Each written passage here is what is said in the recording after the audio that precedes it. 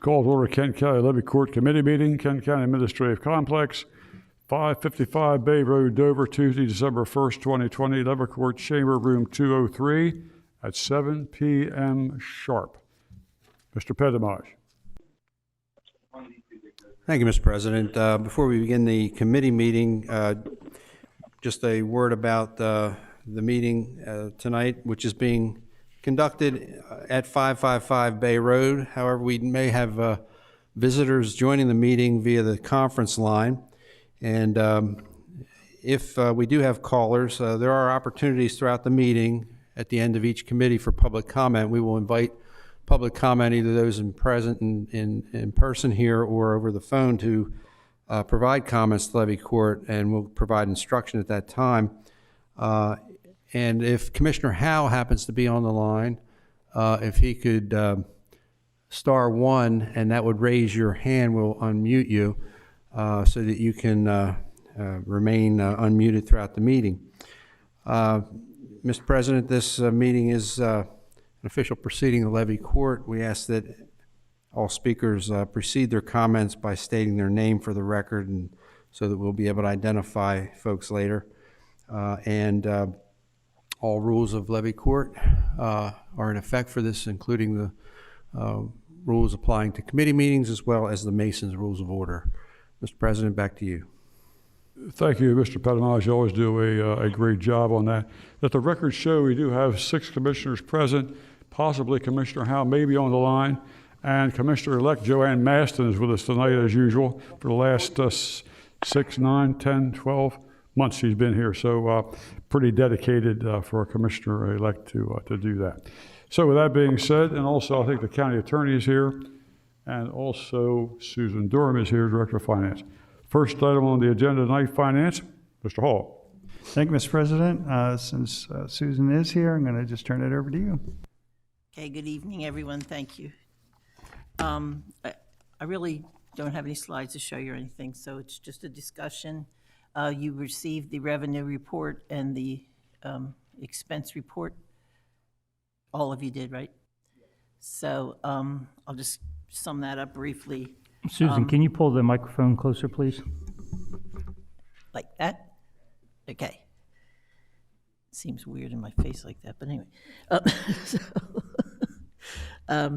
The expenses are, the report's for a 4-month period, so it's for July through October. And the expenses are basically on target at 33%, which is where 4 months is a third of a year. So when you look at that, we're tracking as anticipated. And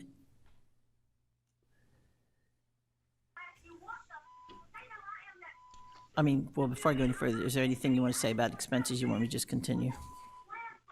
Any questions on expenditures or anything? I can jump in just real quick. It's a simple question. Sure. Is there anything that stands out as obvious or concerning other than good? On the expenditure side, Yeah, and no, I think we're it's status quo. It speaks to what we pretty well normally do. You know, we keep things pretty tight, and it reflects that in this report. reflect a potential, well, I guess you'll get to it in the next one. Maybe I'll reserve that question for then. Never mind. So the other reports that you had were revenue, and I did those two ways. The one revenue, which would match your expenditure report, reflected 4 months of revenue, because that's all I could get done in the time frame that we have. And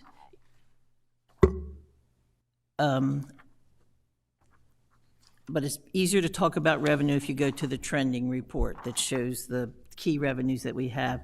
And our county is basically guided by those revenues that are on this. If they do good, we're more on a solid end, and if they start tracking bad, then we're not as good.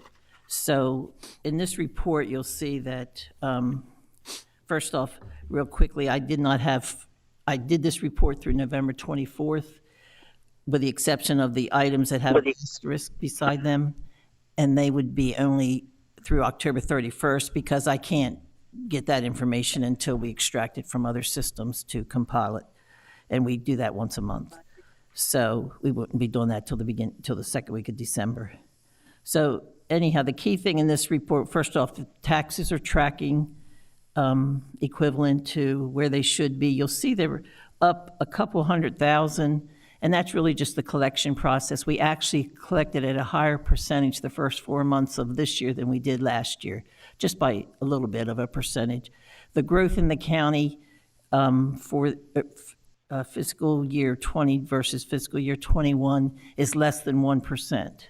So that increase there does not really tie into growth. It ties in really into the collection that we've had so far.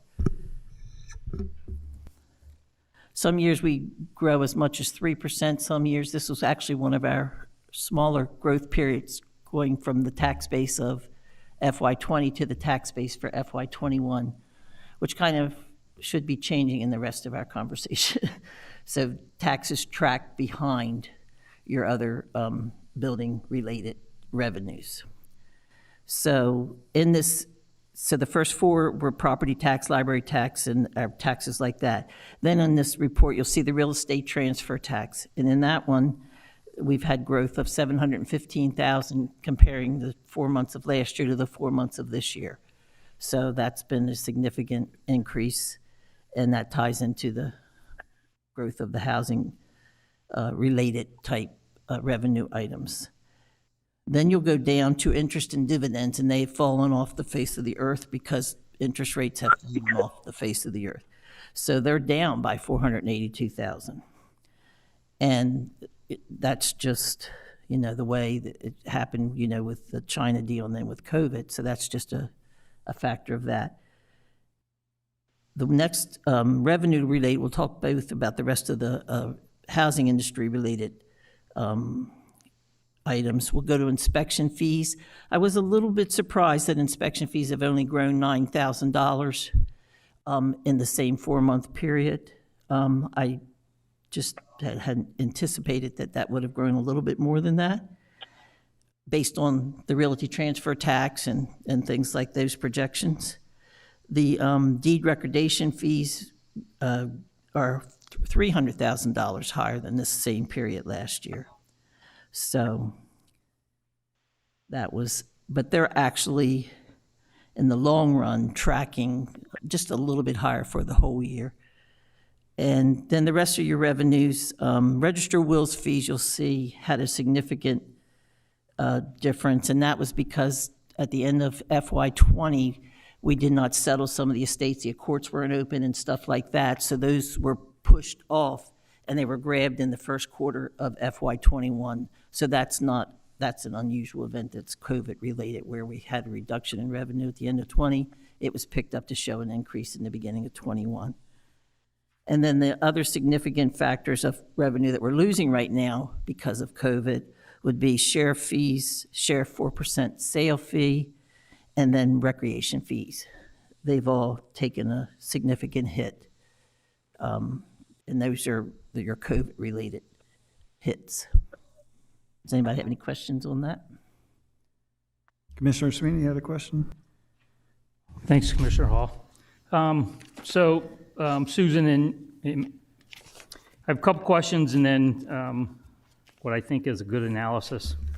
Is it fair to say that real estate transfer taxes is going to translate into an increase in property taxes in successive years? So real estate transfer means new construction.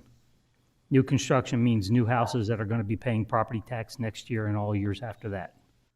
Well, real estate transfer tax can be new construction, but it also means just transferring to a new buyer. So it's a combination, so it's not 100% relative to what you just said. So unless people are actually trading houses, which they're not, there's new people moving into the county, new people buying houses that were available, and those people are probably not moving out, they're moving up into newer houses. So A lot of them are, considering- yes. So is there a way to correlate that to the number of permits that are coming through planning? Is there a way to correlate realty transfer tax? Yeah, so what I want to know is how many new houses are coming in that correlates into a real estate transfer tax? And those new houses will be paying property tax next year. Okay, it's a good question, but it's a little bit of a complex answer, so let me see if I can cover it all. First off, our realty transfer tax only reflects unincorporated areas of the county. So all growth in the incorporated areas that will also increase our tax base are not considered here. So that's one of the flaws if you were just looking at that theory that you just presented. And then the building permits, all new housing would bring additional revenue in the tax. So that part's true. It's just that it would be greater than what's created because it would also include the incorporated areas. Okay. So the second question is, so the other significant decrease in revenue was with sheriff's fees. Sheriff's fees are impacted because of the moratorium on evictions, correct? That would be part of it. That would be part of the 4%, and the foreclosures have been reduced. And also, because the courts have been closed and stuff like that, a lot of the processing papers that they serve, that's been reduced. So it's all tied into, that's why I say it's pretty much COVID-related. Right, so there's no government that has forgiven any of those foreclosures or evictions. They've just delayed them. So are we going to see this extreme increase in foreclosures that the sheriff has to process after this COVID event is over? Well, and that's a good question. I really wouldn't know exactly. I can say that some of the people that were going to go into foreclosure will be saved by the COVID and the stuff that was given, the monies that were given to help people that were out of housing and in trouble. So, but I can't, logically, that's what would happen, kind of like what happened with the wills. All of a sudden, it'll be released, and you'll start seeing everybody trying to catch up the banks and everything, trying to bring order to their chaos, Right. of not having their mortgages paid and stuff like that. So is that something that we can track to make sure that does the sheriff's office have the ability to contract out if there's a glut of foreclosures, or do we have to increase their staff, or is there staff we can temporarily locate to the sheriff's office to help them process? Well, I would say we had that kind of a crisis when we had the housing debacle that was caused by faulty mortgages, where, the banks and everything got so greedy and everything and gave mortgages that they shouldn't have. To have a good economy, you'll have to hope that that does not happen, what you say. You'll have to hope that it'll just be more of a slow and, Right. that would not be a good sign, and we would hope that we've learned from our 2008 mistakes in this country and not allow such a thing to happen And we again. don't learn from our mistakes, you know better than that. A girl can hope. So generally, just looking at this, based on the fact that revenue is up for the 4 months of this year over what they were the 4 months of last year, and expenses are down for the 4 months this year as over what they were last year. And even some of the tax revenue only shows July through October because you haven't included November. Is your impression, because this is something we have to consider when Commissioner Angel's administration's committee comes up, that we have adequately met what we needed to in order to implement some of the changes that we put on hold back in March or April? Yes, we have met that. Now, when we talk about revenue, remember too that when you look at the growth, the realty transfer tax cannot be used for anything except public safety as far as operating expenditures go. So you kind of have to factor that in. But being that public safety is our biggest expense, we'll certainly use that toward that. Okay, thank you. Mr. Ruxin, you had a question? You helped out a little bit. I'll keep them fairly simple, but I like hearing it from the experts. And you just mentioned it a few minutes ago. I want a better understanding of what you said. 20 versus 21, we're less than 1%. Our growth factor is less than 1%. And in years past, do you have an average? Is it?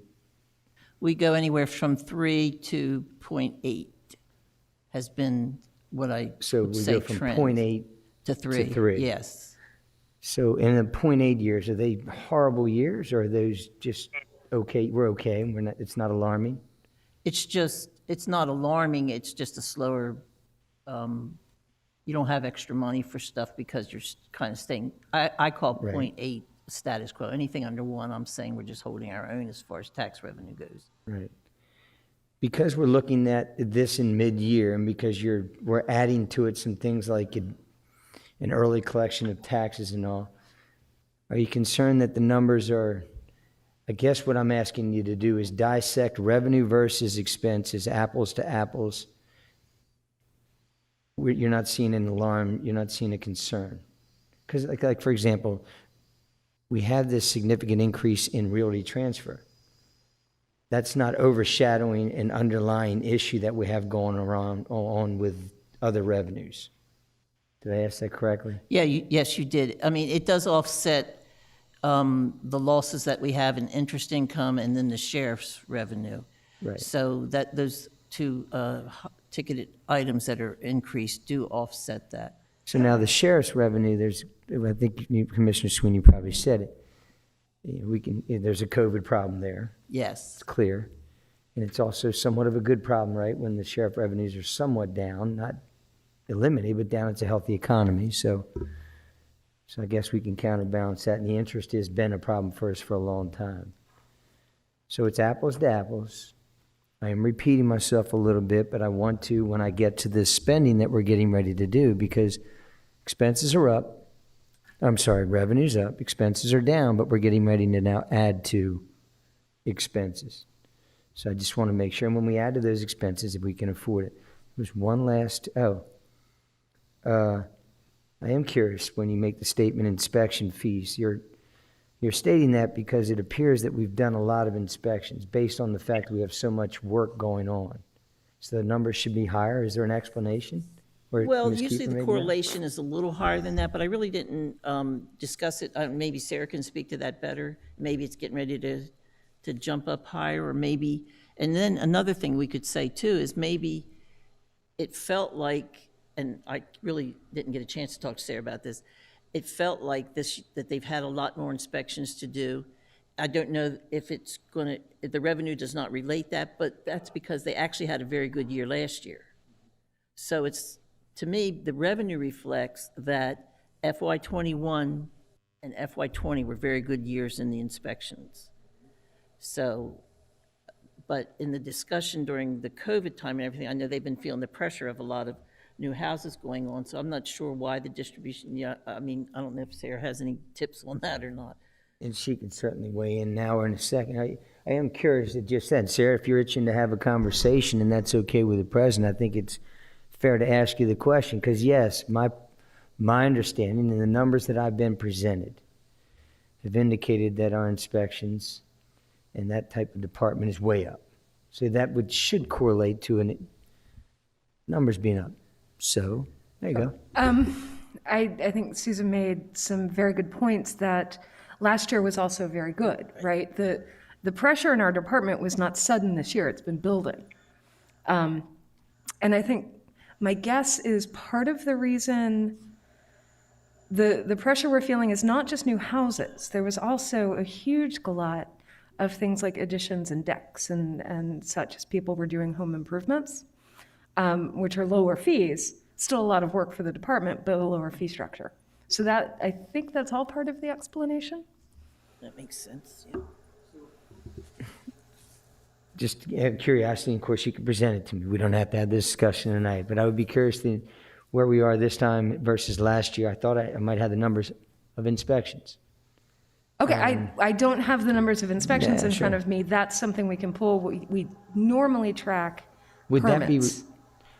Just All right. total permit numbers.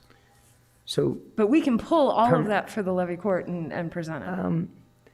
And I think that's what you're asking is basically the permit numbers, and they also track the kind of permits, like Right, whether right. it's single-family dwellings and stuff like that. I don't want anything extensive. In fact, maybe what I would do is say to you as the director, maybe that would be something that would perk your interest, because it appears that they're quite busy. That doesn't appear, they are quite busy. They are. So why is it that it's only $9,000 more in revenue? And is it the answer that you stated? I don't need that answer tonight. And in fact, I don't think you necessarily need to report to us, but, We can easily Curiosity. pull that data, and we will Yeah. pull that and provide it. all right, All right, thanks. thank you. That's all that I have. Thank you for your time. All right. Any other questions? Commissioner Angel. Thank you, Commissioner Hall. Susan, I just have a couple questions, and I agree with what everybody's been talking about, but I always dig in and find things that we don't always agree on, so I'm just going to bring it up. On the revenue side, we're projected to have $900,000 in interest this year, based on what's being projected, but in the column of the first quarter, it's got 460. So if that's one quarter, with 3 more quarters, that should equal to about 1.3 million. So is that just kind of a guesstimate right now based on what you know? I'm not sure what you're looking at. On the second page, on revenue? General fund? Unaudited revenue? Down I under only have interest? 51,000 for 4 months. I'm going at the total for at the end, says July through That's- October That's comparing to this time last for year, last year. right? Okay, so that's the comparison between where we're down then. So I just want to try and get a handle where we're coming at, because it says 900,000 budgeted. That's off. I mean, that's the big difference of being what we're looking at. Is that what you're guesstimating to come in for 900,000? Well, not now, but I mean, at the time we budgeted. Well, I'm just trying to get a handle. That's why I said I'm Yeah. trying. Okay, I just wanted to find out, because that's a lot of interest. I want to know where yeah. what interest rate and where the money's at. We're getting it off of, so that's where I was going. I just wanted to bring it up. And then the other thing is too, I know it's kind of hard sometimes to, your staff is put to the test, and so are you. Is there any way we can look at modernizing our system a little better? We have technology now in place for, not just for us, but for the public to even come on board to look at our system and our finances, so it's I mean, it's in the works to do that, but I understand, but technology-wise, I mean, there's an easier way of getting information to the county administrator, us, or whatever, so that we can get it quicker, faster, better. Just throwing it out there. well, I mean, it's a project in the works, so it's just not, it doesn't happen. I don't know that, that's why I'm Right. asking. Yeah. it's- Okay. Just so we move to new technology, that's great. Thank you. Commissioner Angel, to answer your question, that is a project that we're looking at, but information technology is only so many people. And with everything else that's going on, that's a project that keeps getting pushed back and back and back in order to finish the ones that we've already paid for and the ones that are already on the book. So unless you're willing to have information technology grow by 5 or 10 people, it's just not something that's going to get done anytime soon. Well, Commissioner Sweeney, 6 to 8 years ago, I brought that forth from a NACO conference on what was taking place, how things were changing. I just wanted to bring back, I was looking back over some notes that I was looking at over the holiday, so just to let you know that some of the things that I brought forth, we haven't moved forth on, and I just want to make sure that we start doing that. Yeah, there's other projects that kept coming up. I mean, Commissioner Buxton brought this up last year with this suggestion on OpenGov. And there's plenty of opportunity for us to get that done, but we have to finish these other major projects that finance and IT are involved in, and then we can move forward on that one. That one's high on the priority list. Thank you, and I'll have a discussion with you afterwards on something that we had a discussion on at that time, so I don't want to do it in public. Thank you. Any other questions for Mr.? All right. Thanks so much for putting all this together. Appreciate it. You're welcome. Mr. President, back to you. Thank you, Mr. Hall. Did you ask for any public comments, or no? I guess you did. Any comments from the public? Any comments on the phone?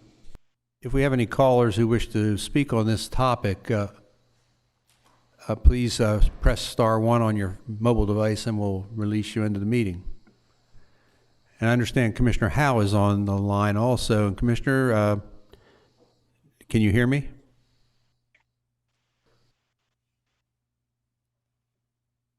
Okay. We can't hear you. Yeah, I can hear you. There you are. Welcome to the meeting, Glenn. Yeah. Thank you. Sorry I couldn't be there. You're going to need Susan, to speak hey, up. Susan, just hang on a second. Glenn, can you speak up? I got COVID tested today, and I was told I'm not supposed to be out in public, so that's why I'm not there. But I'm fine. I don't think I have it, but that's all she wrote. But I don't have any comments about the budget. It'll take me a few more minutes to memorize all those numbers, though. Okay, well, we'll come back with a quiz, Glenn. Are there any other callers on the line that wish to speak? Any other callers, press star 1 and we'll bring you into the meeting. We don't see any other callers, Mr. President.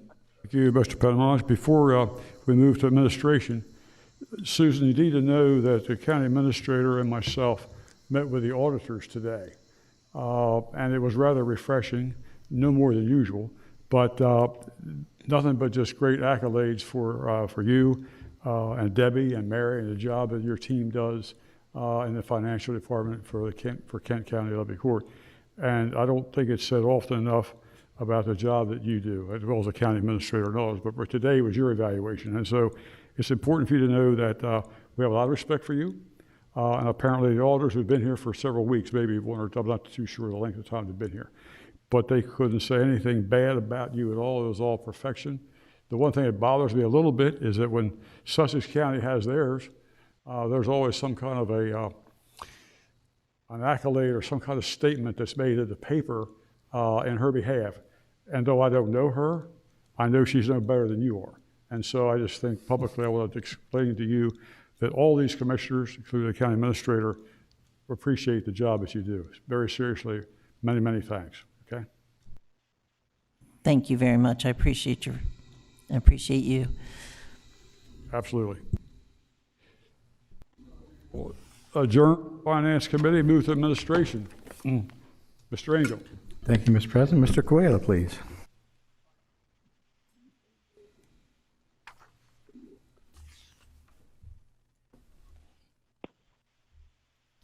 Thank you, Commissioner Angel. So in your packets should have been a memo from me, and I'm Personnel Director Alan Quiella for our telephone audience, that addressed some items that were included in the FY21 budget that were personnel related that were postponed for later discussion after you had a budget review, much like the one you just completed. As you may recall from the budget review process in the spring, there was a 2% step increase for employees included and that funding, but the implementation was postponed. The Levy Court at that time only approved a 1% cost of living adjustment, and all the employees who worked here on the 1st of July did receive that. So the 2% step increase, if you're interested in proceeding with implementing that, say, at the beginning of the year, the amount budgeted was around $269,000 for the 2% step increase. Depending on how you want to proceed that, the numbers could be, if you want to do just implement it half year, obviously it would be half that much. If you wanted to try to do that for all the employees. That's something that could be discussed further as well. I don't know if you want to consider each one of these separately, Chairman Angel? Or do you want me just to continue with the whole memo? Go ahead and go with the whole menu, please. The second item is the proposed personnel actions. A number of them were discussed during the budget discussion process, and several of them were included in the budget that was adopted, also with a pause for you to complete the budget review. As I recall, that amount was about $350,000 to implement those proposed personnel actions. And a third item that was included in the budget document, but paused, postponed for possible implementation, was a 1% COLA for retirees from active service. And that works out to be about $250,000. It doesn't have an immediate budget impact because that is essentially funded through the contribution to the pension fund. Back to you, Mr. Chairman. Thank you. Any questions for Mr. Coelho? Just, Mr. Buxton? it's not a question, it's when you get to the procedure for weighing in, voting, talking about each one. I think we should look at them separately. Is that the plan? If that's what the commissioners want to do. I'm not sure how else we would show support. Is that how we're looking to do that, or would we? There's three separate motions here. Okay. Right. Go Because you ahead. just said, put them all together, and I was concerned with putting them all together. Well, that's why I had Mr. Coelho read it all at once so we could have that discussion, so. So any questions on the first one, the two-step increase for employees? Mr. Chairman, Yes, sir. if I could just point out, Commissioner Guela correctly stated that the total impact would be about $270,000. Just want to point out that about $62,000 of that is the sewer fund, and the balance, which is about $206,000 or $207,000, would be the general fund. Thank you. Mr. Buxton? Phase, I just stated clearly for the record. Seems like a long time ago when we were going through the budget process. I remember distinctly being in the house on the phone. We were new at the meetings over the phone and those kinds of things, and I think we were stuck with a wise decision, right? We had to see where we were in 6 months. Well, we're 6 months out. Personally, me, I was supportive of the 2% or the step increase. For the simple fact that I do see that. I do see that as an imbalance that if it remains stagnant over time can create some morale issues. It does. And so I am in full support of awarding the step increase at this time. Mr. Angel? Anybody else? Quick comment President about the Banner? step increase. I think that the employees have done a Herculean job during the worst of times, and I think it would be inappropriate if we didn't allow that to proceed as the motion concludes. Yes. Thank you. Commissioner Hall? Thanks, Commissioner Angel. Just a statement for the record. 2020's been. I can't hear you, sir. Just a statement for the record that, 2020 has been quite a year in and of itself, but I know that this same year, Public Works completed a major force main project. We had a storm cleanup, and then just working under the general conditions of the pandemic. And then I would say that, many of the families have probably, there was a little bit of federal aid last spring, but otherwise there hasn't been much help coming down from the federal or state governments to help with all the unforeseen costs that families have been bearing, under the pandemic. So I'm fully in support, and as always, since 2% is policy, just to put that on the record again, I will always be in favor of 2% step increases. Thank you, Commissioner Hall. Anybody else? Commissioner Angel. Mr. So I Coelho? did want to discuss, if I could, just a minute, the actual wording of the motion, if it sounds like commissioners may be inclined to proceed. So just so that, full disclosure here. So while you would be essentially advancing each eligible employee, which we currently have about 28 that are maxed out, so you would be advancing each eligible employee who was employed on July 1st, as provided under our policy in the budget, and you can see the very detailed language on how you actually implement step increases. And that would be effective that first pay period in January. So while it would be a full step, I just want to make sure you understand there's no retroactive component to the motion as written. So it would be a 2% step, starting with the first pay period full pay period in January, and it would essentially advance everyone up to a full step unless they've only been working here for 3 to 9 months, and then they only get a half a step. And if they'd only been working here for 3 months as of July 1st, they would get 0 step. So just wanted to make sure commissioners understood how it would be implemented. Mr. Coelho, it's my understanding that if we were to do something based on what you're saying, that July 1st would be the only people would get it. If we were going to give a bonus above that, to do it where you're saying that we'd have to have each individual person actually hand change to do this? So if you were to, good question, Commissioner. So if you were to adopt the motion as written, that would not be a problem. If you were interested in a retroactive concept, it would be essentially impossible for staff to complete that task in a timely manner. And we do have some software limitations in our payroll system. And so we would, and there's some Fair Labor Standards Act requirements that we would not be able to do a retroactive pay increase. So there would be no retroactive element to this wording.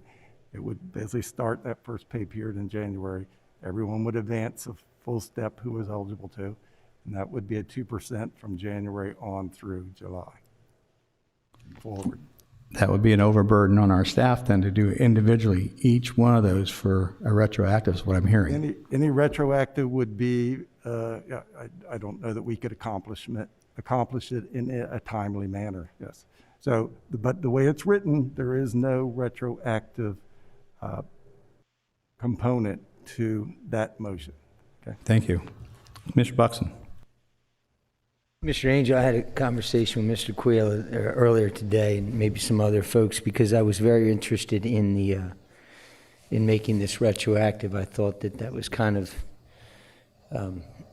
the agreement, that we supported it, had to table it, and had to take a look at our finances 6 months from now, and if we were good, we'd try and make you whole. However, I will say this, and this is where I'll lose some friends.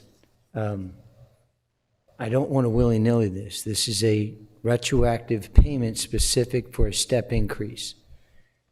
I'd like to be able to go back and do that. If we can't, I understand. What I wouldn't be in favor of is just a blanket bonus that doesn't really make the step whole, but in fact blankets the entire county. I don't know how I have a conversation with I find it hard to defend that. I know why I'd want to do it. I find it hard to defend it. So I need a path forward to be able to retroactively do it, and I'd be supportive of it. If we can't, then we're going to have to move forward as is. Mr. Coelho, what percentage? Would it be a half or 1%? So, if we did a 500, say just arbitrarily, a 500 like we have done in the past? On average, it'd be about $500. So if commissioners were interested in retro applying, so essentially you start January 1st, a person is, if you did the math, would be getting 1% as opposed to 2% in their annual salary, because half the year is over. So if you were interested in trying to recapture that for the employees who are still here and were here as of July the 1st.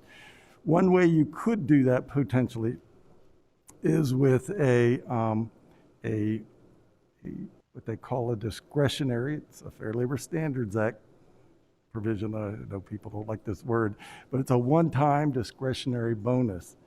And you could design it so that it was equal to 1% of the employee's salary. And they, that would essentially make them whole as if they had received it through, so far, the first 6 months of the fiscal year. So that, the word bonus is in there, but that's a term that's used in the Fair Labor Standards Act. Mr. Angel? Sorry, Mr. President. That would make them whole up until January 1st, Yes. and then the 2% would kick in for the year then, starting off.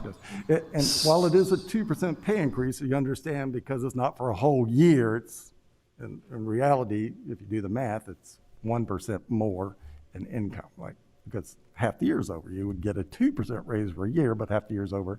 And that's why you could implement a 2% with the first motion. If you were interested in retroactive, clearly we could draft a motion that could accomplish that. Or, commissioners could award, some flat amount that's nearly equivalent to that. If the commissioners wanted to do a retroactive, this would be harder on your staff and Susan, correct? So it would, if you did it as this one-time discretionary bonus, the answer would be, no, it would not be. If you wanted to make it a retroactive pay increase, it would be something that we're not capable of doing because it has to be done individually for every employee who's gotten overtime in the past 13 pay periods. Thank you. I'm sorry, Mr. President Banner. Thank you, Mr. Angel. As most of you know, I had discussed and utilized the word bonus recently, publicly and privately. And I think after what I'm hearing tonight, and I wasn't aware of this, that the 2% step is not retroactive. And that, of course, concerns me because when I had that discussion, and I did bring a copy of the comments I made with the Vice President that night back in January, February, March, somewhere at that time. It was a recommendation that I was going to make and prepared to make, and I'm still prepared to do that. But there may be a number a little bit less than what I'm recommending, but I had talked to folks about a bonus of $500 for our employees. Now, with that being said, and seeing the issue that it's going to create retroactively with the steps, leave the steps in place for now and in the next 6, 7 months. I think that would be fair, but then I think the easiest way to solve the issue is to come up with a number that we think is fair and appropriate for each employee to receive. And the number that I started with was 5, but certainly it can come down to, 2, 3, 350, 4. I have no idea. Maybe Ms. Durham could give us a better information on that as what it's going to cost. I think it'd be about $150, $175. I'm not sure the exact numbers, but I think we need to carefully look at that for consideration as we move forward on this project, this step increase and the fact it's not retroactive. Okay, thank you. Mr. President. Commissioner Buxton, you want to ask Mr. Aquila that question, please, we just discussed? A little bit lost in the sauce there for a second. As is typical, right, when we do these spending initiatives, especially when it's kind of not fixed or etched in stone. In my small world, I like to try and attach to something. So that's why I said the step to me makes sense. It does. The fact that we tabled it made sense, and the fact that we could make it whole again makes sense to me if we could. Now, we can't do that in the traditional sense, so we have to be creative. But it is for a step, specifically a step. We gave a 1% COLA to everyone. We want to award a full step to those who are in line to get one. Because we're halfway through the year, we're going to short that full step. So let's make that full step whole. But I don't think that means that you make it whole by giving everyone, even those that are not in line to get a step, the extra money. You can do that, but I look at it, and it's just my opinion. It's not my money, right? It really isn't. I sit here representing the county, and I have to balance that with representing the employees. I have to make sure that I avoid what I want to do and stick to what I should do. And trust me, it can be minute. I just asked a question to Ms. Kiefer about essentially inspections and permits, and why it was only 9,000. It wasn't because that was alarming. I was curious. In fact, the director of finance was curious. I was curious. That's all. It doesn't, in my world, I like to understand things because I sit up here. So that was a long-winded approach to ask Ms. Coelho, or Mr. Coelho, is what you just mentioned in your motion, is that a motion that applies only to those receiving the step this year, or is that a blanket one? So if you wanted to make it retroactive, I could write the motion where you gave 1% to all employees. I could write the motion so that it only applied to employees who were eligible for a step increase on July 1st. So I think commissioners would want to, provide some instruction on that. And so just to be clear as to where I am, what I want to do is apply it throughout the county. What I think I should do based on policy and what the pure intent is to make the full step whole, is to apply it to the full steppers, the ones that are receiving a step. So if that's descriptive enough, that's what I think we should do. Now, by all means, we have other options. You mean it's July 1st? Exactly, yes. Okay. Retroactive, if I'm describing it correctly. For this budget, what you're talking Sure, about? Okay. absolutely. Thank you. Commissioner Hall. Thanks, Commissioner Angel. Mr. Coelho, so a 2% step increase effectively is only 1% because it's only half a year. So if we authorize a 4% step increase, it would effectively be 2% for those who are eligible for 2%. Is that a true statement? Will a policy be flexible enough for us to issue a different? Commissioner Hall, I'm sorry, I can't hear you. I'll try to be brief. My question was, if a 2% is effectively 1% because it's only half a year, could we authorize a 4% step increase? So only those who are eligible for a step increase would get it, but effectively it would be 2% because it's only 6 months of the year. So, yeah. I know the employees would be happy. So the answer to that, I suppose you could do a two-step advancement. That would be a true 4%. I guess one of the challenges there is instead of your payroll next July 1st only being 1 step or 2% ahead in its cost, it's actually going to be 4%, double the amount. And and if you were to proceed with the pay study implementation, obviously it was all designed on what we were anticipating it to be. So I'm not sure how it would skew those numbers because everybody would be essentially making, really salary-wise, 4% more, not just 2% more.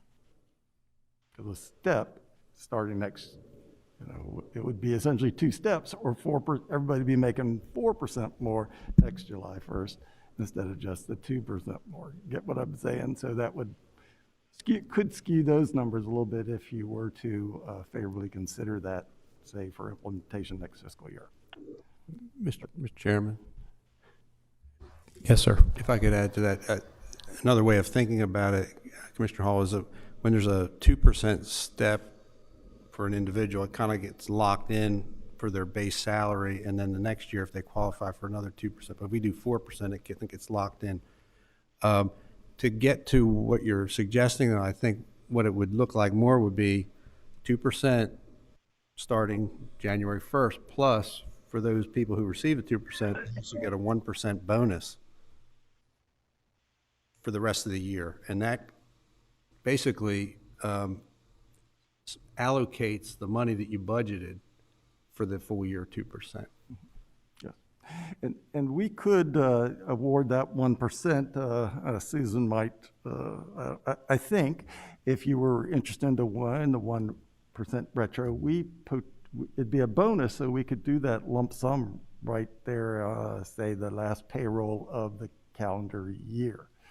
And so that could provide that essentially bonus, it's right before Christmas, and then the 2% would be something they get with each pay period going forward, which would equate to 1% in January. So that could be done if that's what the commissioners want to do it. Or you could, as I said before, go for a flat rate, give everybody, like I said, the average would be about $500 if you want to do that. It's just how you want to do it. Commissioner Buxton?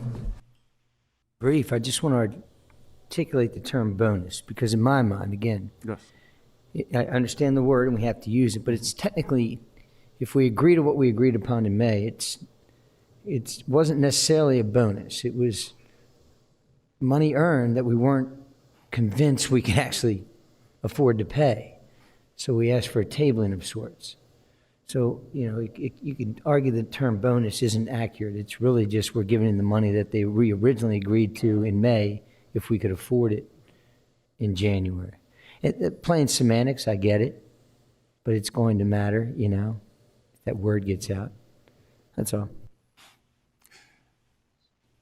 So Commissioner Buxton, just for very legal reasons, it's much better to say that what it is, which is a one-time discretionary bonus.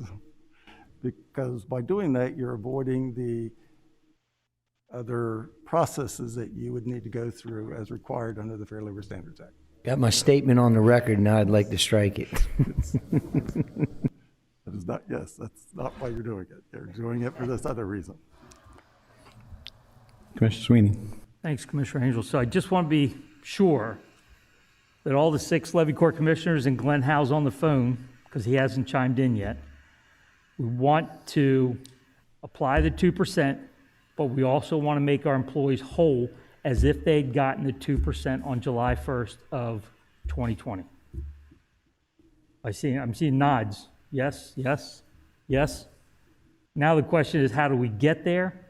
And I think the offer has been made to go with the 2% on the first with a end of the year 1% discretionary bonus to make the employees whole for the entire year. Based on their salary, 1%. Yeah. How much would that be? Pardon? That 1%, how much would that cost us? So it'd be half of the 260, so about 135. Yes.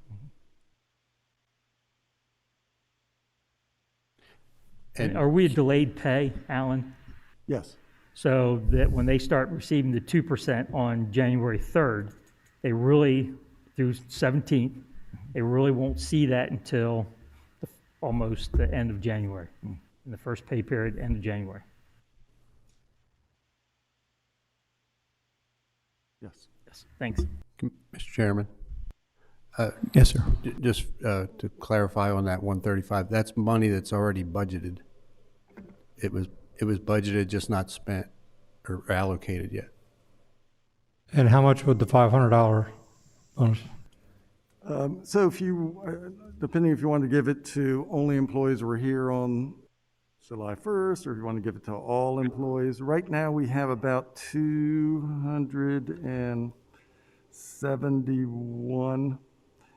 Let's see, I got subtract out. So we have 28 employees who are maxed out. So I've got to subtract. So on July 1, that would be 271 minus 28. So about 250, 245 would be eligible. Right now, we've hired about 15 employees since the beginning of the year, so we're actually up to about 286 right now.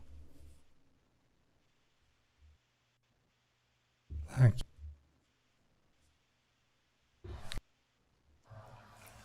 Okay. So we're going to do the 2% for January, 1% based on their salary this year, correct? Not doing the $500 bonus, correct? Okay.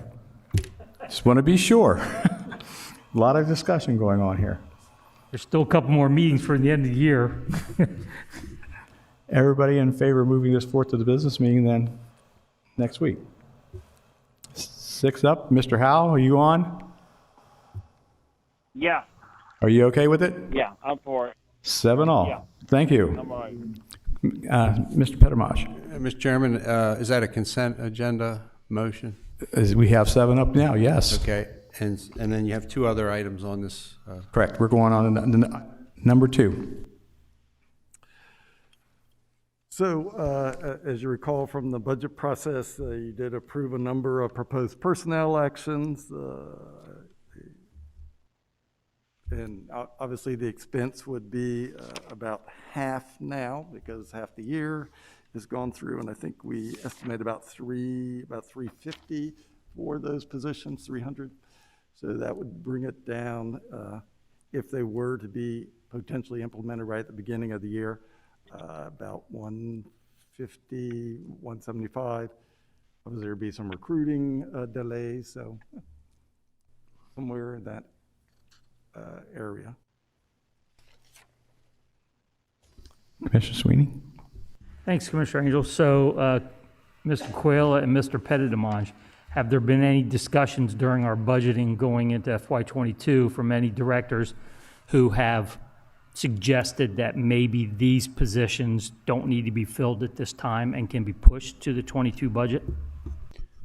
We're still in the midst of holding budget review meetings, but I do know, in speaking with Mr. Shepherd, the community services proposal for a full-time naturalist has changed, and we're continuing on with a part-time situation with the employee at mutual agreement. So for the time being, for the foreseeable future, that first personal action item really doesn't need to be pursued.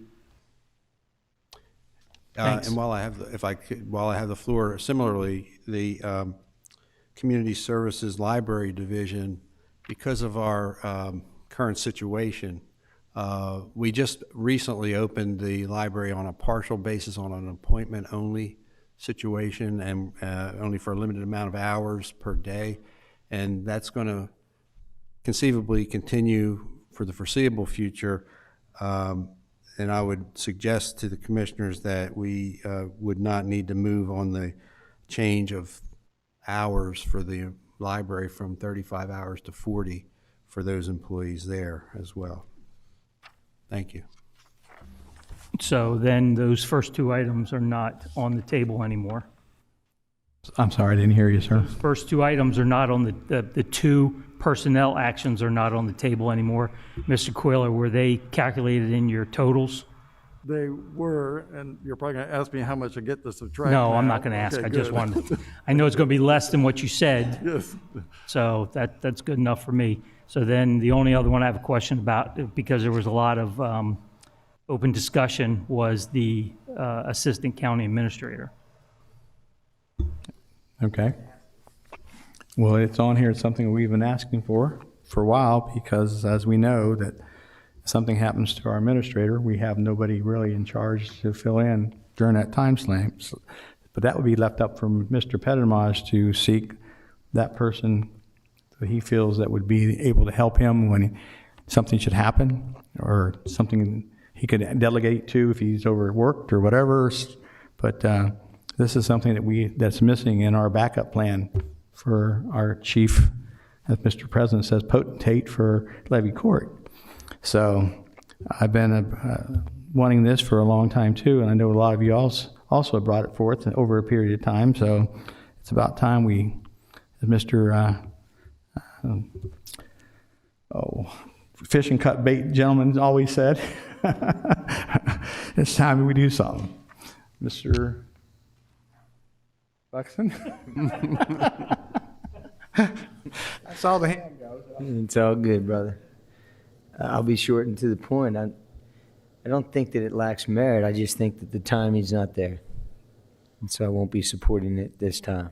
I do think there's some questions that I had conversation with Mr. Pettit-Demage about today But in my opinion, we can talk about those at a later time. For now, it's just a timing issue. Mr. Pepper, Commissioner Pepper? Yeah, I agree with Commissioner Buxton. I think 6 months is not too long to wait. And between now and then, the next budget cycle, I think we can nail that down a little bit better than what I think it's nailed down right now as far as the Assistant County Administrator. And so I don't see our need or a reason to be in a hurry to do this right now. I think we can wait to the next budget cycle, personally. Well, Commissioner, I'm going to have to disagree with you. We can't keep kicking the can down the road. We can at least get it in the system. We don't have to, we can fund it, but not have to utilize it right now. We got a year to at least it's in the system, is what I'm trying to say. So that way he gives Mr. Pendermos plenty of time to look for qualifications, get a plan forth and bring it forth. And, you know, like I said, it's been going, this has been, I know, an issue for me for ever since I've been a sitting commissioner, since Mr. Pendermos has been here, because that's been my concern. As with any other director too, which we have backups for. Commissioner Hall. Thanks, Commissioner Angel. I think too, we could put this off to the next budget cycle, only because do we have a position description now, or sort of a breakdown, a division of duties? We do. We do? Yeah. Okay. But given that we're in December, and we're coming up on the next budget cycle in a few months, you know, I'm willing to wait, take a look at it then. Anybody else? Commissioner Sweeney. Thanks, Commissioner Angel. So we have the position defined, but it does not have a spot in the number of employees that we have. Could we possibly put it there but defund it through June 30th so that there's no budgetary tag put on it, so that we don't have to take any action on it on June or July 1st?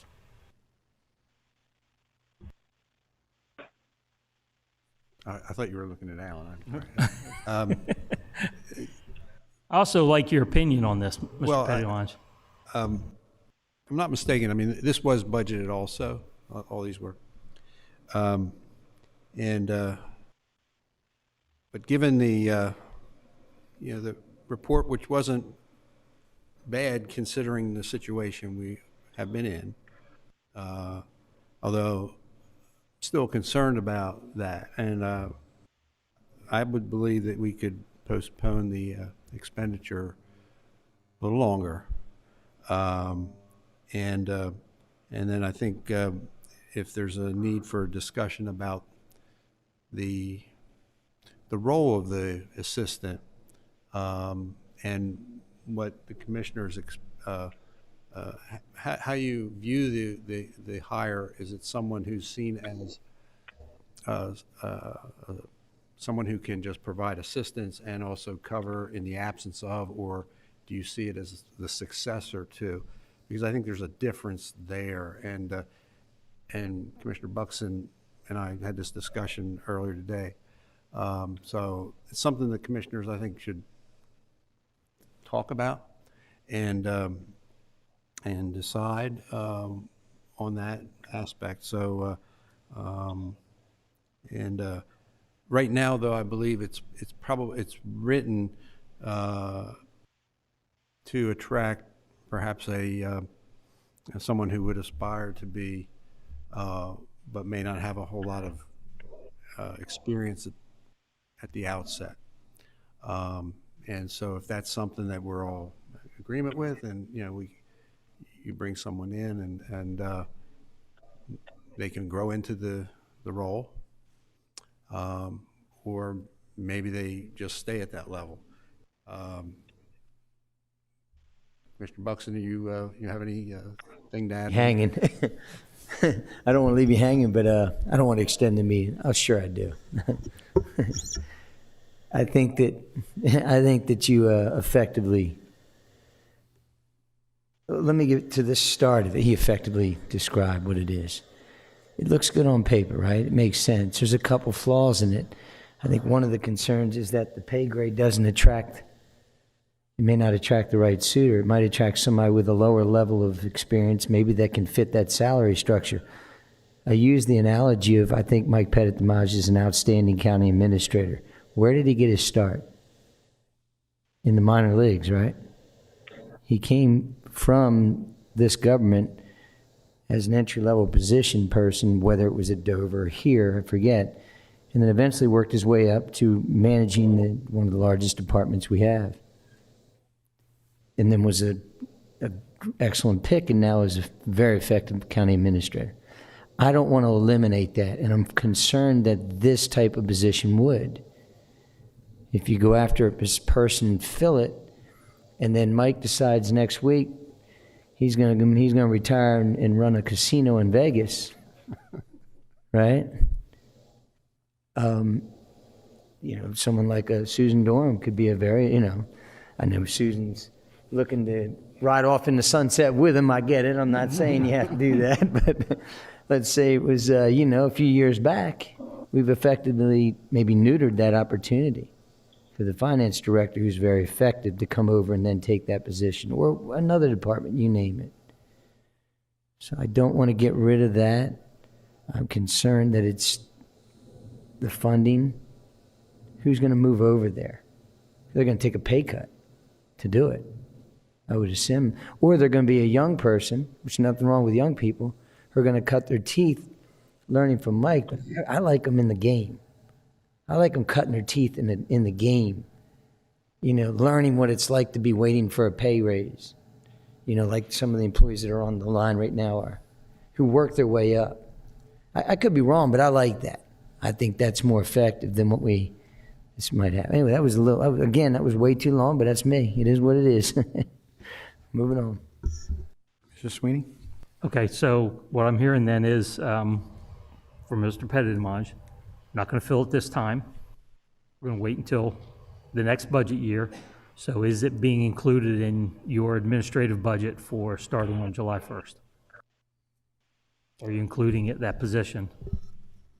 Or are we going to discuss this again after July 1st? Well, currently it's built into the base budget Okay. at this level, and I think that the total budgeted amount was like $92,000. That includes salary plus benefit costs. Okay, so between now and us approving the budget in April, we'll be able to discuss more to refine the role of the position in the county government. Yes. Okay, I'm good with that. Thanks. Okay, Mr. Buxton? And think about it, the current system. If we need to get Mr. Pettit-Damage some help, that's different. But in the current system, again, using the analogy that he flies out to Vegas and runs his casino, and we do a national search, we potentially have some very effective people apply for the position. Does filling this position with his second in command eliminate that? Because I wouldn't want it to. Okay. 10 Mr. seconds.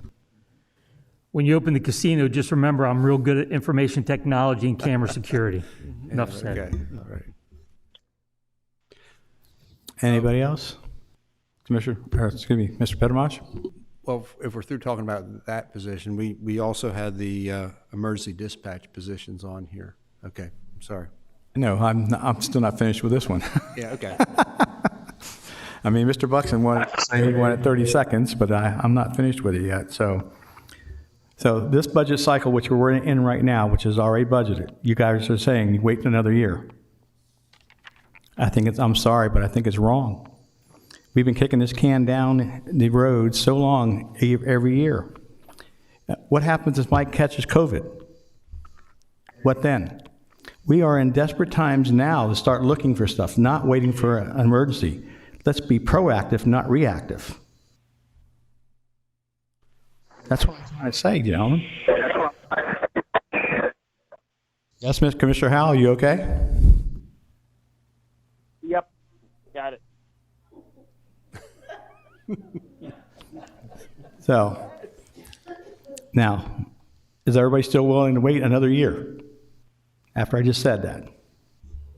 I've been in the medical dental field for a long time, and things happen. You can't really predict predict things. So, So why do you think it'd be another year? because that's what you guys saying, another budget year. Our budget year is now. No, but it's in the current budget year, but we wouldn't fill the position until July 1st when the new budget, so that's only 6 months. That's not what I heard earlier, was wait another budget cycle is what I heard. Well, the end of this budget cycle, but they're already What starting was the said. FY22 So that's why I'm budget. going for clarification. I think July 1st is what we were talking about when the position would start. That's a different proposal, okay. Now, having said that, I'm going to bring up something too. Mr. Pedramaj, I'd like to see him under a contract. We are a political body. Things happen. So I want to see him under a contract based on whatever needs, wants, desires that he needs to work with, and make sure he has the complete control of this building, the employees in it. Because as elected officials, he's our personal person. We have no control over anybody else. He does not have a contract. He's selected by us. I think it behooves us to have him under a contract. So if you don't mind, I'd like to make sure that we move forth on that. Yeah, if I can get a raise of hands on that, please. I'm in favor of that. I have no idea what that means, so no, I'm not. We'll let voting. him bring the contract to us so we can see what he wants. Then bring the contract, I'm not voting on it. I'm just asking to bring it forth. You can put something forth that we can look at, that's fine, but I'm not gonna whimsically just say yes to a contract. I don't know what the heck that means. Well, we'll find out. Well, at least there's three of us that are thinking the same way, so hopefully we'll have a fourth in the future. Now I'll go to Public Safety and Public Works. So, Commissioner Angel, as you can see, a new procurement position was proposed and included in the budget.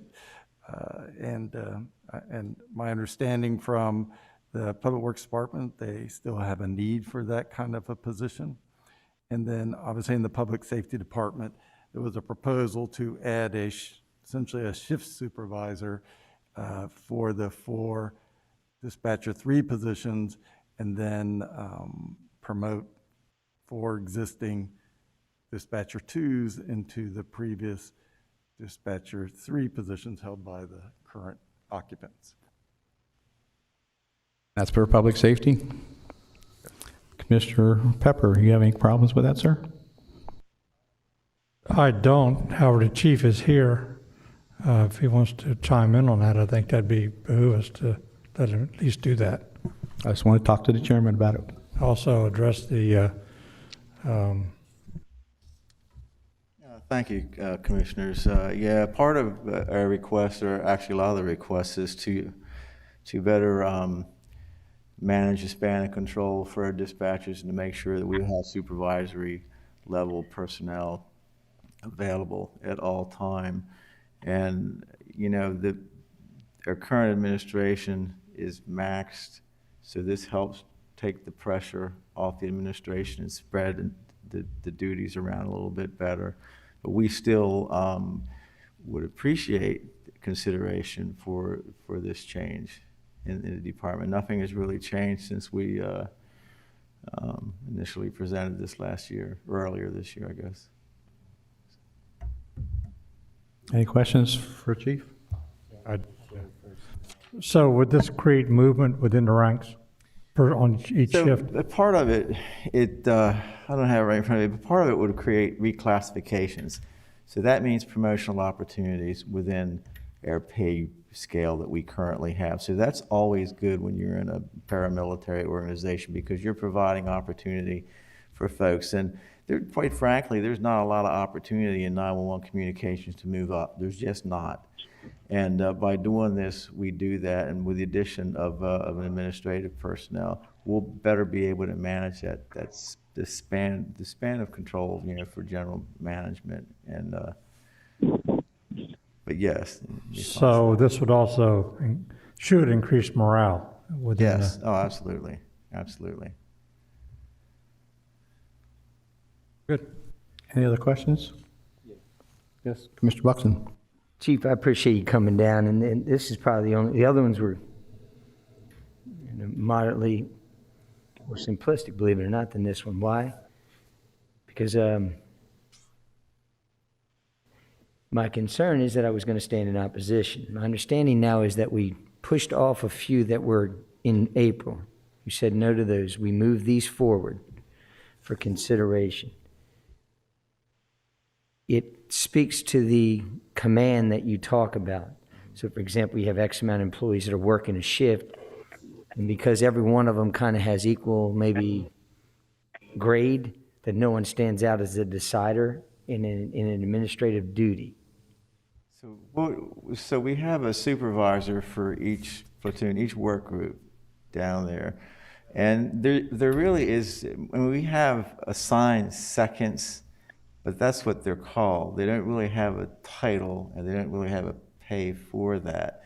And so what we do know is in the 911 center, especially when administration is not there, we need a decision-making body to be present at all times. And we don't really have that in a manner that would be consistent with modern 911 communications right now. So this just fixes that problem for us. So I'm going to be in support of it. Why? Because I'm challenged to step into your world and decide whether or not it's required, although I understand what you're asking for. My concern is it comes with a cost. It is what it is, right? The department is very expensive, but it's also the only one that speaks directly to public safety. So I will support it. Have we done any of these reclassifications in the last 3 or 4 years? Is this like an unusual request for you? It is an unusual request. I can't recall in the past where I've requested any reclassifications at that level for the operators. Last one, the pay study, Mr. Cuella. Was that for the county? Was that for all county employees? Yes. Yes. Does this get involved and confuse it a little bit? I haven't really studied, but hope, obviously there's more grades and in that proposed system, so there should be a slot for this position.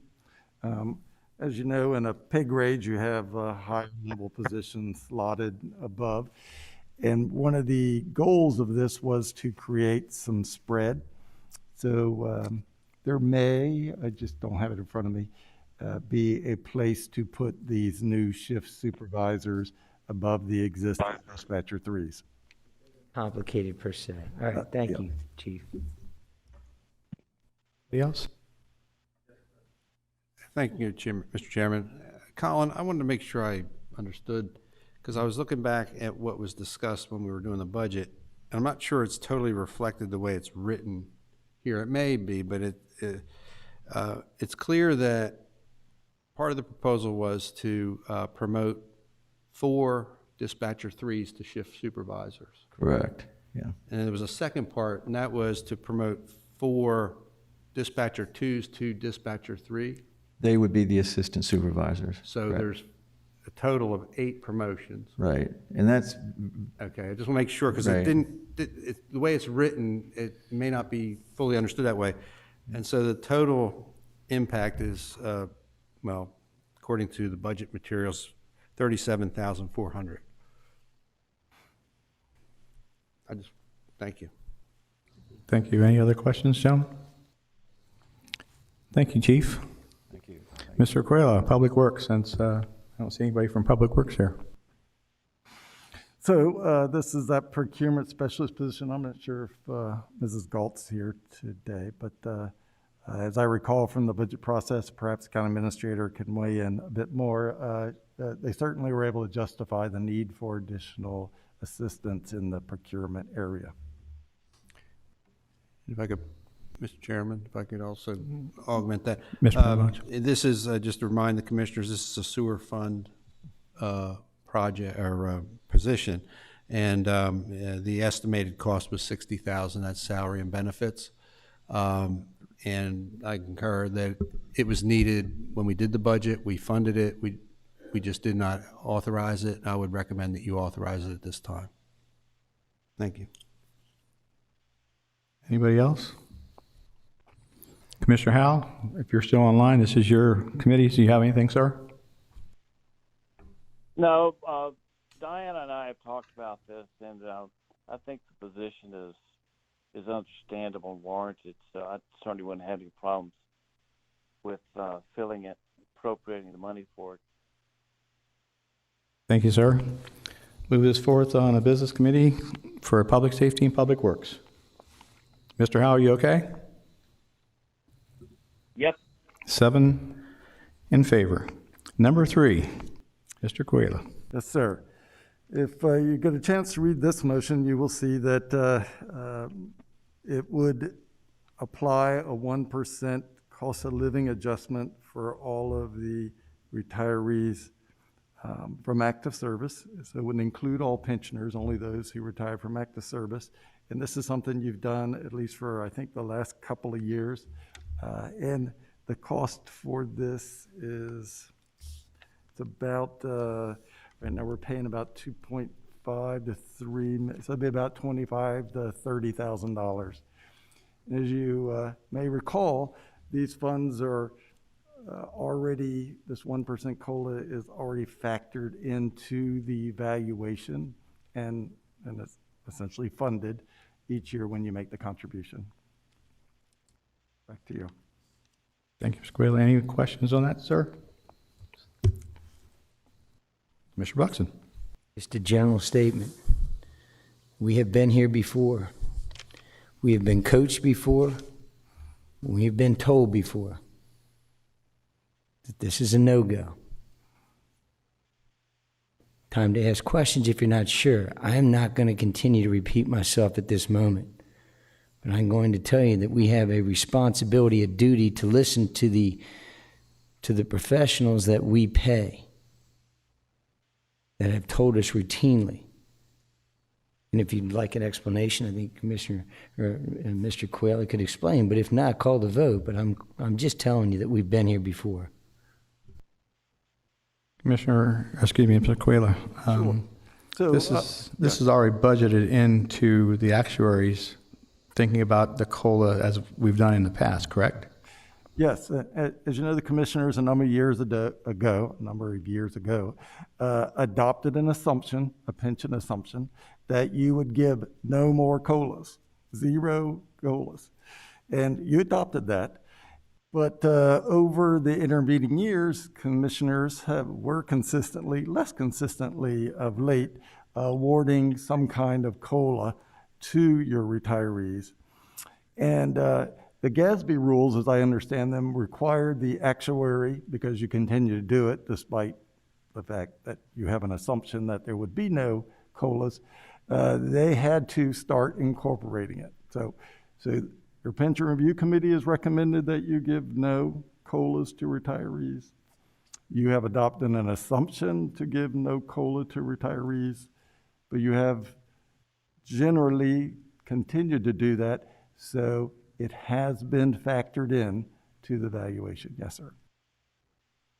I just heard you say that the pension review also authorized it and our actuaries authorized it. So those are our public, or our bodies that actually drive or direct us. Is that correct?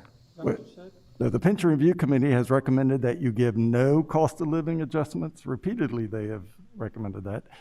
And you have adopted that position and the assumptions.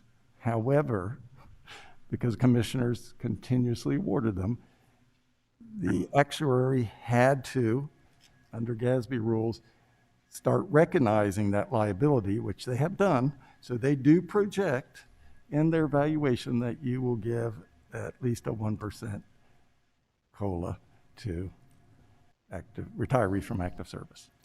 Commissioner Buxton? A couple of points of clarity, because I don't enjoy this part, again, because it's another one of those, what do I want to do versus what should I do, right? And what I want to do is clearly just what we've typically done in the past, which was what was described.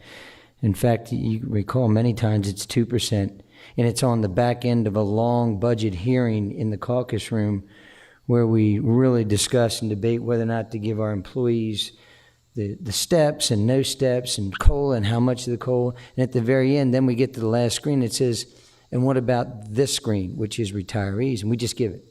We just include it. Why? Because we want to, right? There are folks on the other end of there.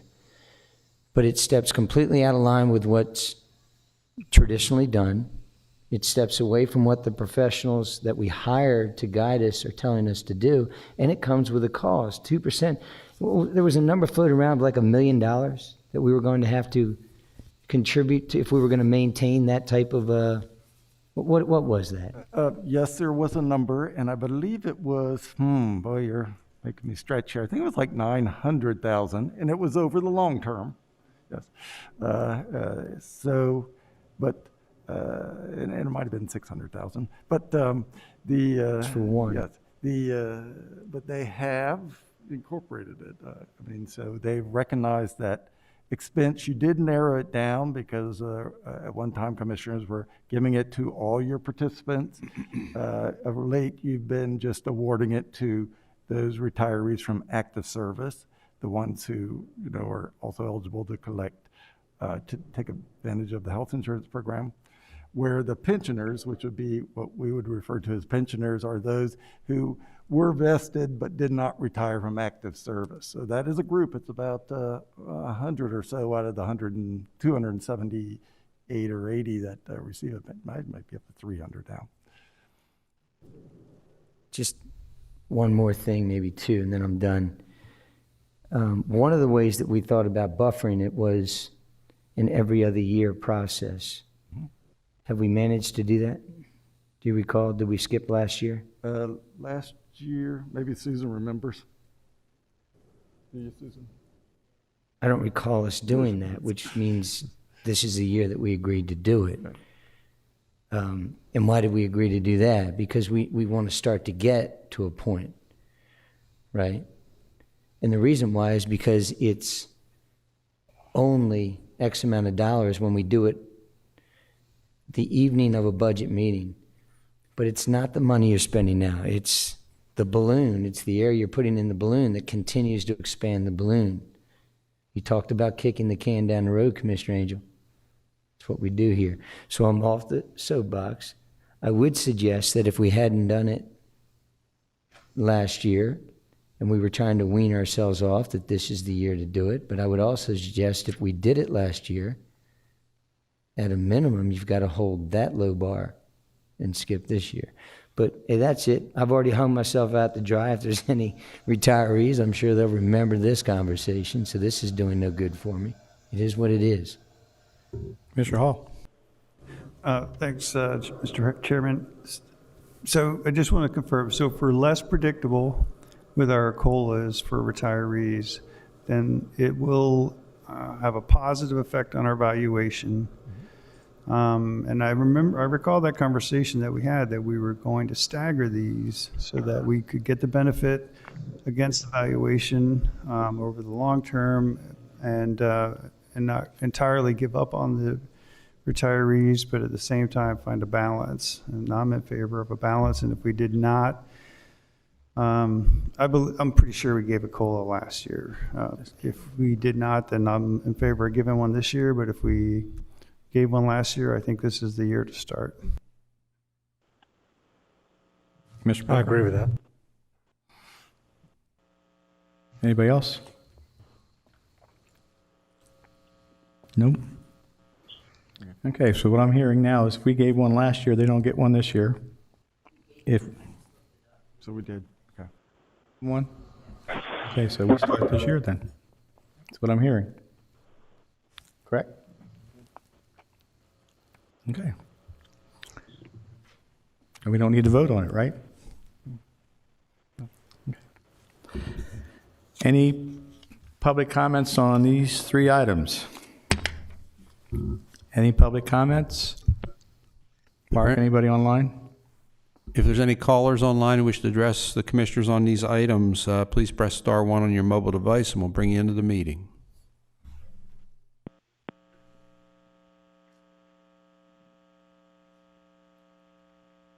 Doesn't appear that anyone wishes to address you, Ms. Thank you. Mr. President, back to you, sir. Thank you, Commissioners. Thank you, Mr. Angel. Is a Public Safety Committee, Mr. Pepper. Thank you, Mr. President. We have one item. The chief here is here to help us out, and I guarantee you it won't take as much thought as the previous one. Thank you, Commissioners, and yes, this will be a lot easier than your prior challenges tonight. You know, I'm always happy to come here with these award recommendations, and this one is particularly outstanding. Lowe's store of Cannon, Wyoming, on September 10th this year, a Lowe's patron was shopping, and a 60-year-old gentleman, he suffered a full cardiorespiratory arrest. And Lowe's has like an emergency response team. And 5 individuals from that team responded with an AED to this individual. And they recognized that the gentleman was in cardiac arrest, began CPR, and they applied the automatic external defibrillator. The external defibrillator, they give instructions to the provider, and it advised the providers, the Lowe's employees, to shock the patient, which they did. And then it recycled and then advised to shock again. To make a long story short, they were successful in returning pulses to this individual, and eventually, and they maintained care and did the right things for the scene, because those scenes can be very chaotic and disturbing to a lot of folks if you're not used to seeing that kind of stuff.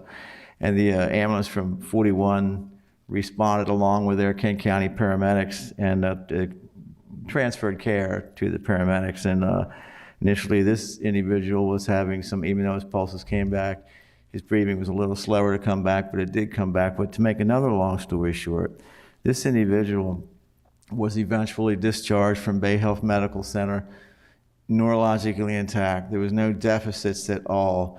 And I make the comment in here, the stars were aligned, and stars were aligned, because we typically, when we look at our deployment models, for example, our West Kent County Station we look at the numbers and the time frames it takes us to respond quickly.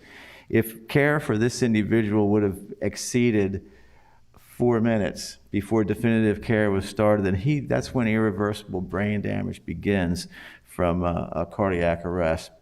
So kudos to the 5 individuals, and also kudos to Lowe's store for having an emergency response team. And one of the individuals, some of the commissioners may be familiar with, Alan Post, who was a long-term member of the American Legion Ambulance Service in Smyrna. And he was one of the rescuers, along with, I'm probably going to kill these names, Barry Lewin, Danielle Stone, Alan Post, of course, Lisa Alamasi, and Mike Ashby. Those were the 5 individuals that responded to this patient. So we're recommending it. I mean, it certainly fits the county policy for awarding the the life-saving medal, and so we're recommending that they receive that. And I have proposed a motion at the bottom of the memo. Any questions of Chief?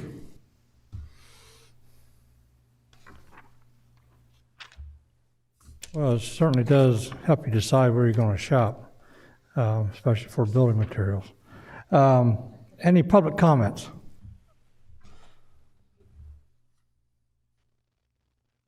Any comments from anyone on the phone? Any callers wish to address this item, press star 1.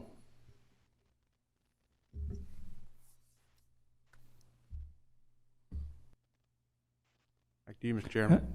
And I guess we should vote on moving this forward to the consent agenda.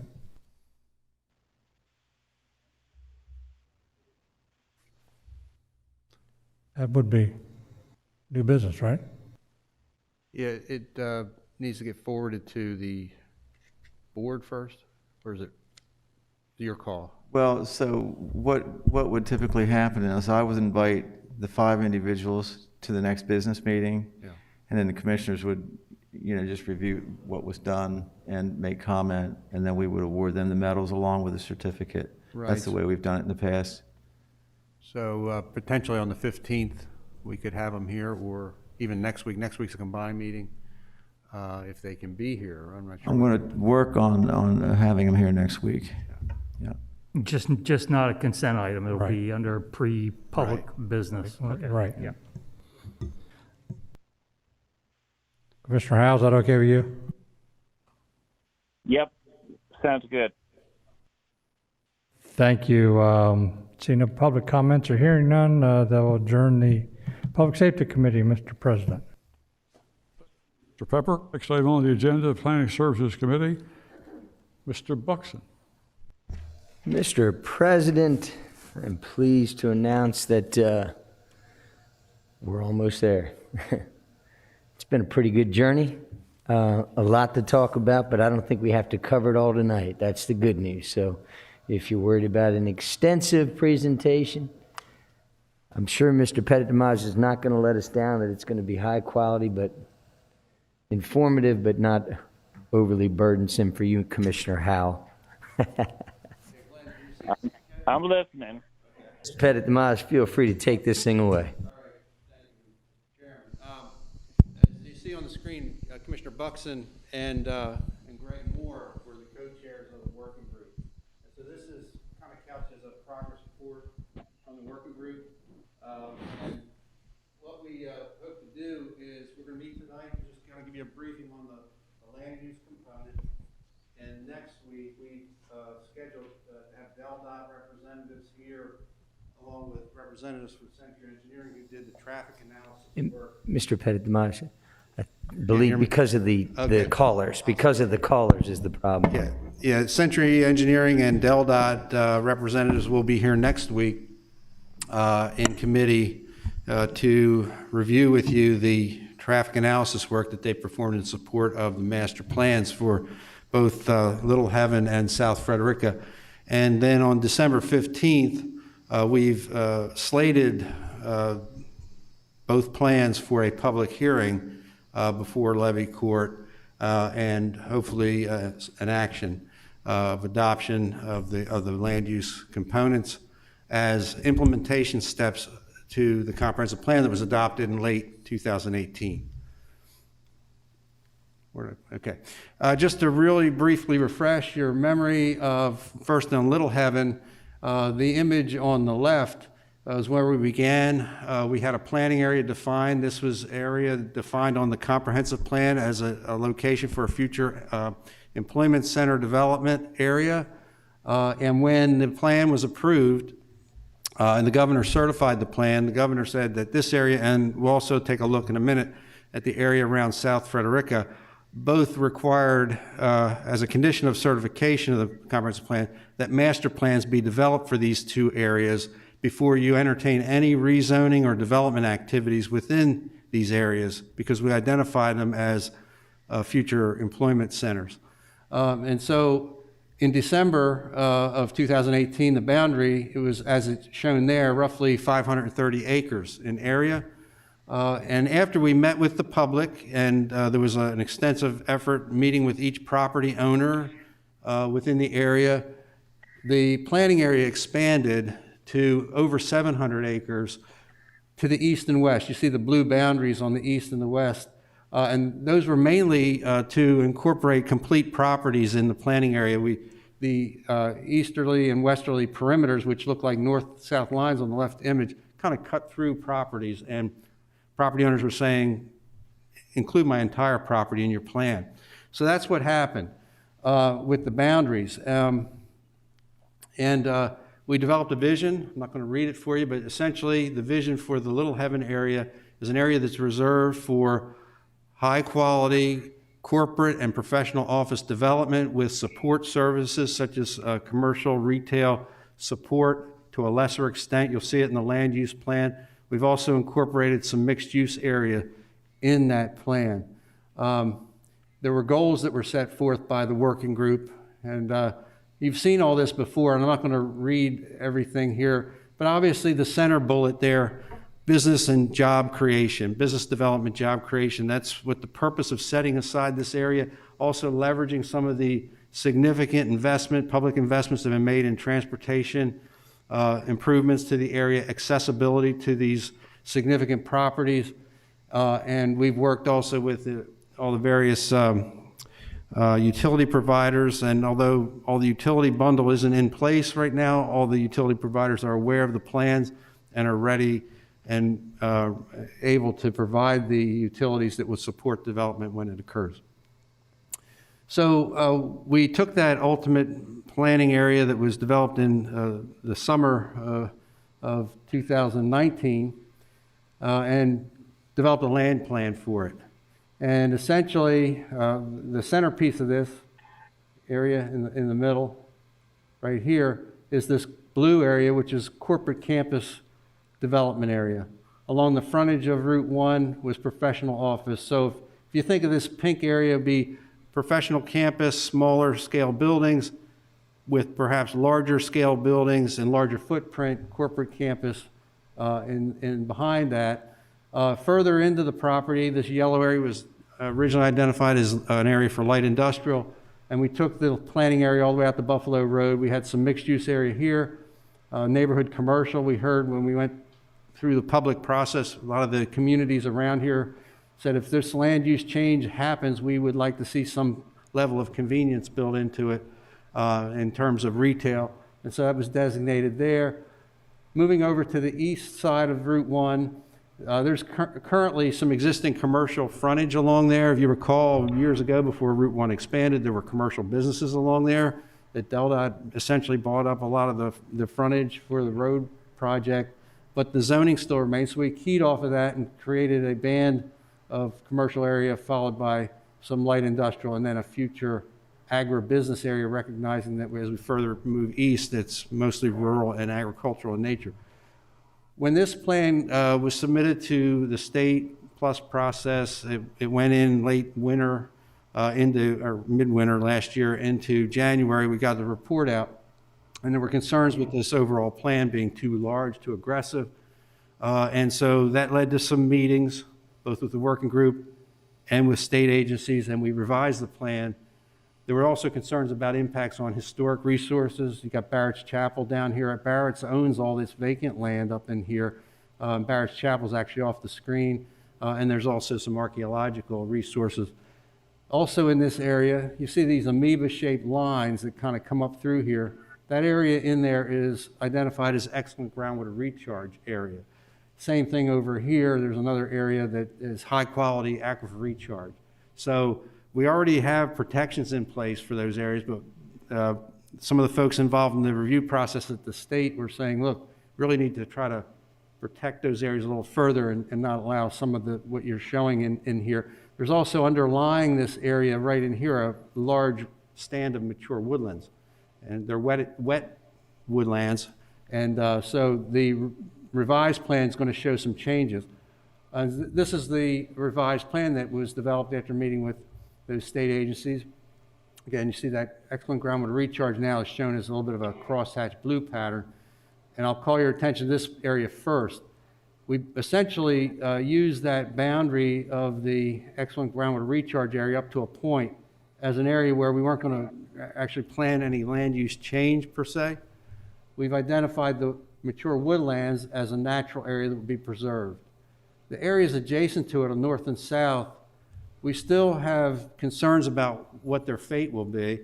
And so we've identified them as areas of interest. That means that the county will remain concerned with these areas.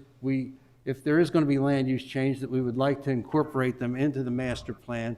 But for right now, we're essentially leaving them out of the planning area for any immediate change. So the center portion essentially stayed the same with a couple of minor modifications. The center area is now corporate campus all the way to Route 1, flanked on either side by the smaller professional office. To the south, there's about a 35-acre piece of property there that's adjacent to Route 1, has access off Barrett's Chapel Road, that is identified as a mixed-use potential area that could accommodate both residential and non-residential uses.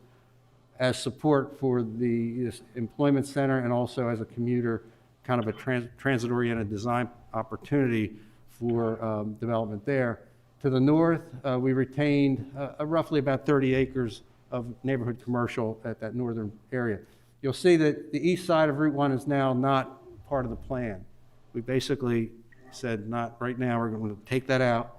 So with that change and this environmental protection area on the west side, the state agencies have agreed with this plan and they don't object to it at this time. So those land use changes that we just talked about listed here, we need to develop zoning designations for them, and the planning staff's working on that. Those will be a future phase of this process hopefully after adoption of the master plan. And now moving to the South Frederica area, same exercise. Essentially, we had a boundary at first that's shown in this area, the orange on the east and south portion and this blue area to the west.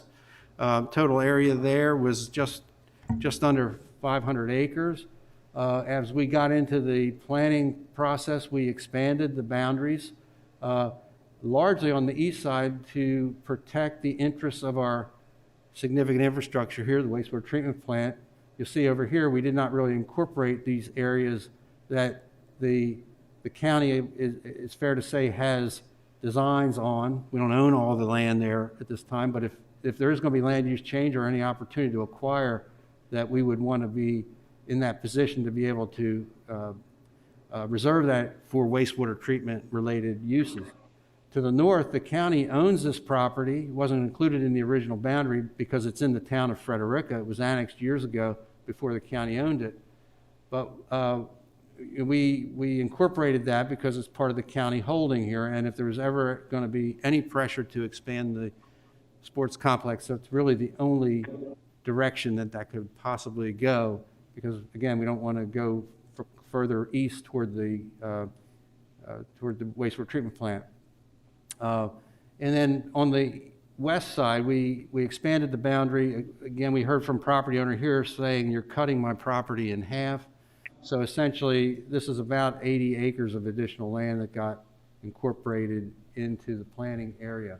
So now the entire planning area was about 1,100 acres in area.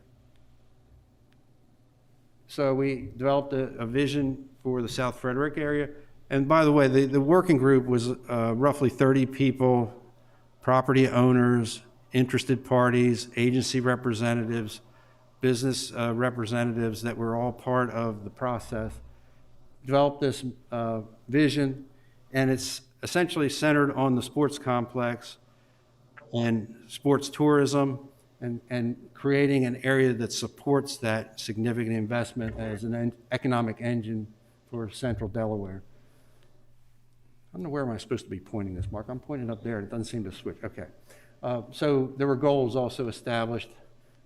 Job creation is a big one here. That's why the sports complex was conceived. Although it's a great venue to play sports, the idea was it's supporting our local economy and creating jobs. And we want to leverage that improvement. Also, the transportation improvements that have been made in the area as well, and some of the other similar conditions that were referenced in the Little Heaven area. Both areas we hope to have an expedited review process for once we get all through this master planning area as developments occur. Okay, so this was the plan that was developed for South Frederica. The large yellow area is area that's designated for future wastewater treatment uses as an expansion to our existing wastewater treatment facility here, which is roughly 75 acres, adding another 600 or so acres to that yellow area. The sports complex is shown in blue here with the potential some expansion. We in a separator road or a ring road to divide the two land uses that would eventually be established.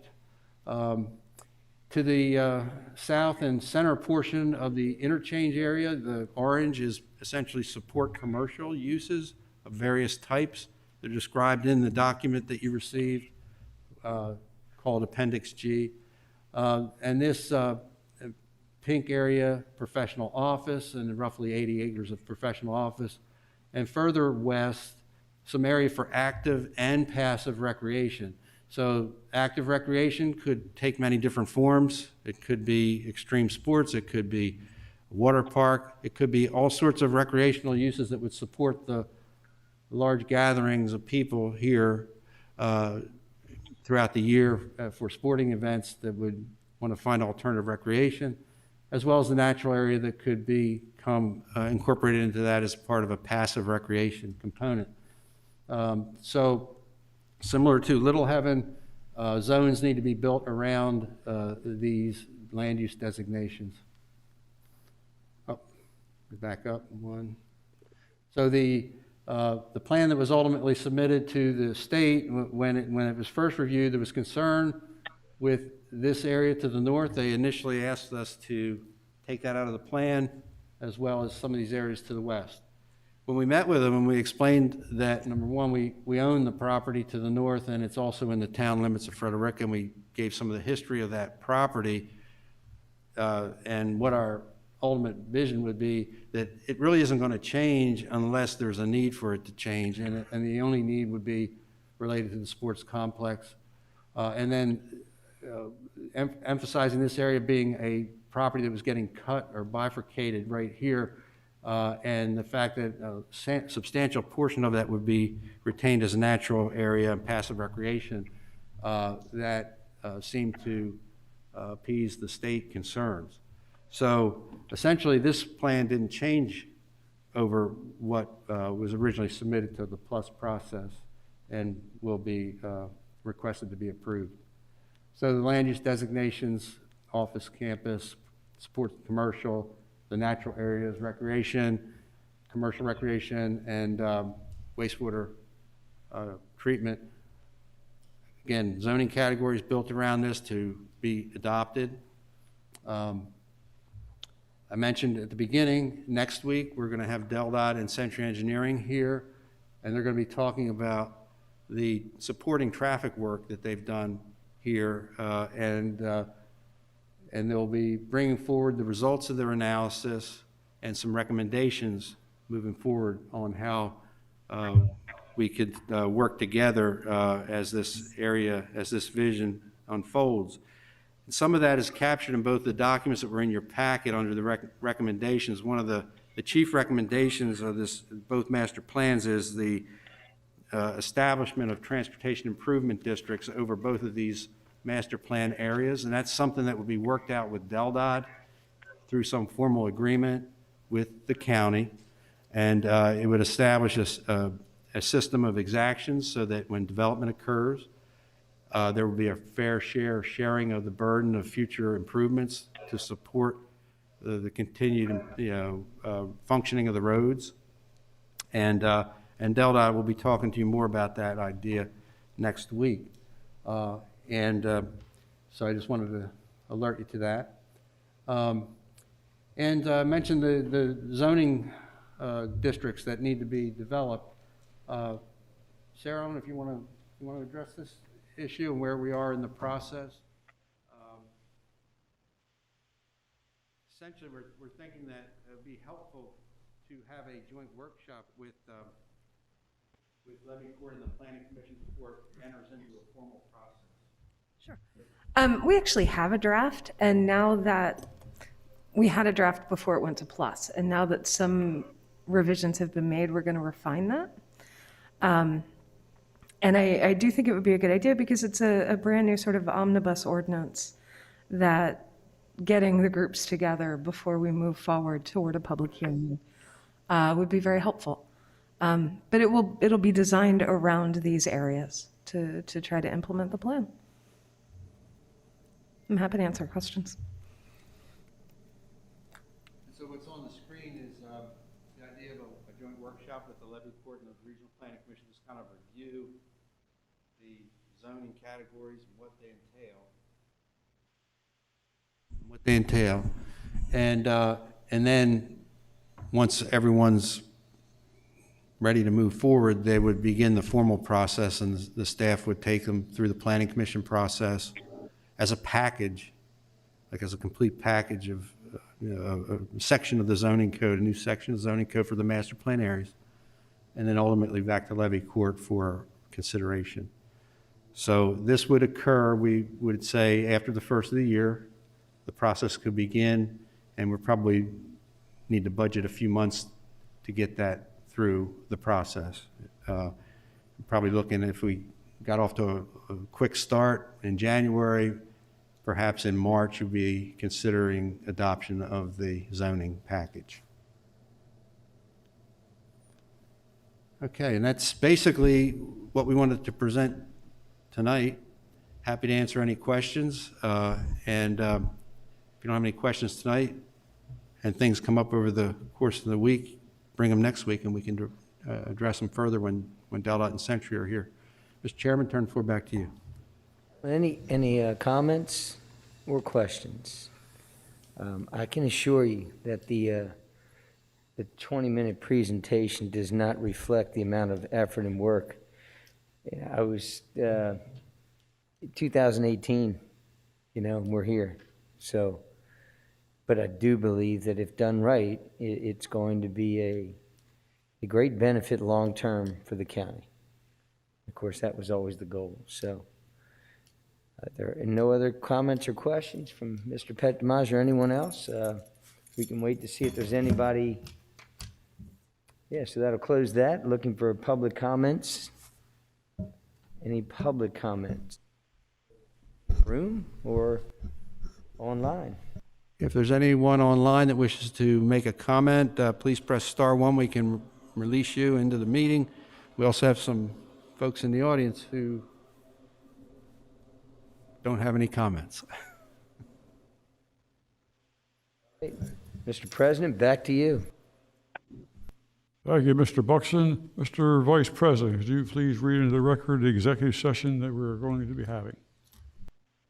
Yes, we will be having an executive session tonight, meeting immediately following this meeting, and we'll be in a caucus room, and we will not be coming back after that. Good job. We are adjourned.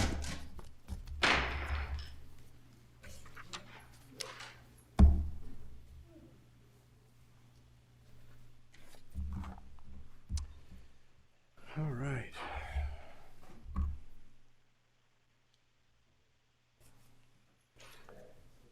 Conference recording has stopped.